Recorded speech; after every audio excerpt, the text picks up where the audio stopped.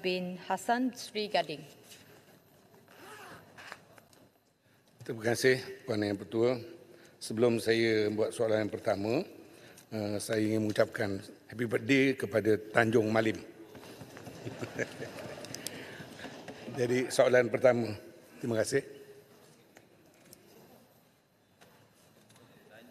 Terima kasih Puan Speaker. Saya tak tahulah lepas ni Tanjung Malim nak belanja kita makan ke tak kan. Saya mengucap bagi pihak. Bismillahirrahmanirrahim. Assalamualaikum warahmatullahi wabarakatuh. Puan yang di-Pertua, untuk maklumat ahli yang berhormat, Kerajaan Madani sentiasa komited terhadap agenda reformasi institusi dalam memastikan hak rakyat Malaysia secara amnya sentiasa terpelihara. Selaras dengan hasrat ini, kerajaan telah berjaya membawa beberapa pindaan terhadap undang-undang sedia ada, antaranya seperti pemasuhan hukuman mati mandatory melalui pindaan kepada perundangan yang sedia ada. Diikuti pula dengan beberapa pindaan kewujudan akta-akta seperti Akta Audit Negara, Akta Suruhanjaya Hak Asasi Manusia, pindaan kepada Akta Kesalahan Jenayah Seksual terhadap kanak-kanak, Akta Keterangan Saksi Kanak-kanak dan Akta Insolvensi. Kerajaan turut merencanakan pelbagai inisiatif reformasi institusi melibatkan pengubahan rang undang-undang atau pindaan kepada beberapa akta, dan harapannya pada sesi kali ini dan juga tambahan pada tahun 2025, antaranya pengubahan rang undang-undang keselamatan dalam talian dan pindaan kepada undang-undang sedia ada berkaitan dengan cyberbully, pengubahan roadmap to My Digital Justice pada tahun 2025 untuk memberikan penekanan kepada pemakaian artificial intelligence bagi sektor perundangan, pindaan kepada Akta Perlindungan Pemberi Maklumat, pengubahan pada rang undang-undang kebebasan maklumat, pindaan kepada Akta Pemegang Amanah, Akta Pemegang Amanah diperbadankan, pindaan kepada Akta Profesi Undang-Undang, pindaan kepada beberapa undang-undang yang lain. Dan kalau kita lihat dalam aspek ADR dengan izin Alternate Dispute Resolution, bagi pihak kerajaan pada tahun ini telah beberapa pindaan dan perlakuan kepada kewujudan Alternate Dispute Resolution dalam negara kita. Dan bila kita melihat kepada kajian pengasingan peranan peguam negara dan pendakwa raya masih dalam proses, dan insya-Allah pada tahun depan harapannya empirical research yang dilaksanakan, satu laporan interim boleh dimasukkan bagi status tentang peranan peguam negara dan pemisahan peguam negara dan juga pendakwa raya. Dan juga pada tahun depan dilihat kepada rang undang-undang perkhidmatan bantuan guaman yang baru. Ini menunjukkan bahawa agenda reformasi ini sentiasa dilaksanakan dan diteruskan. Dan kalau kita lihat, saya ucap terima kasih pada Yang Amat Berhormat Perdana Menteri berkenaan dengan pembentangan belanjawan 2025, di mana telah diperuntukkan ringgit Malaysia 29 juta kepada bahagian hal undang-undang berbanding dengan peruntukan ringgit Malaysia 194 juta pada tahun lepas. Ini menunjukkan bahawa Kerajaan Madani sentiasa menyokong dan akan meneruskan pelaksanaan kepada reformasi yang diberikan komitmen. Terima kasih Puan Yang di-Pertua. Sri Gading. Terima kasih kepada Menteri yang telah memberikan jawapan yang sangat baik. Beberapa pindaan yang telah dibuat, sebagai contoh yang telah disebut.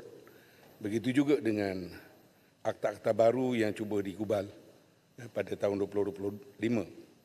Persoalan daripada Sri Gading, bagaimana reformasi dapat memperkukuhkan pemahaman dan kesedaran awam mengenai peranan institusi seperti SPR dan SPRM. Apakah program pendidikan yang boleh dilaksanakan untuk mencapai matlamat ini? Bagaimana masyarakat dapat dilibatkan dalam proses reformasi? Apakah saluran yang ada bagi rakyat untuk menyuarakan pendapat dan kebimbangan? Bagaimana kerajaan merancang untuk memperluaskan juga reformasi institusi ke sektor kehakiman dan penguatkuasaan undang-undang bagi memastikan kebebasan institusi-institusi berkenaan? Bagaimana kerajaan merancang untuk memastikan rakyat faham? Soalan Yang Berhormat. Dia sekali baca. Satu soalan tambahan sahaja. Ya, nanti tambahannya ni. Dan menyokong reformasi institusi yang sedang dijalankan, terutamanya dalam mengukuhkan kepercayaan terhadap demokrasi dan kedaulatan undang-undang. Terima kasih. Terima kasih Yang Berhormat. Puan Speaker, yang berhormat macam 4 dalam 1 lah. Mungkin saya tak tahulah, orang bermadu selalu tak tahulah 2, 3 ke 4. Kebiasaan dia 4 sekali dalam 1. Kalau soalan datang di depan tu saya faham lah. Tapi tak apa. Sebenarnya Puan Yang di-Pertua, antara peranan yang dimainkan oleh bahagian undang-undang ialah kita melihat daripada aspek undang-undang. Dan sudah tentu peranan yang dimainkan oleh sebagai contoh NGOs dan CSO.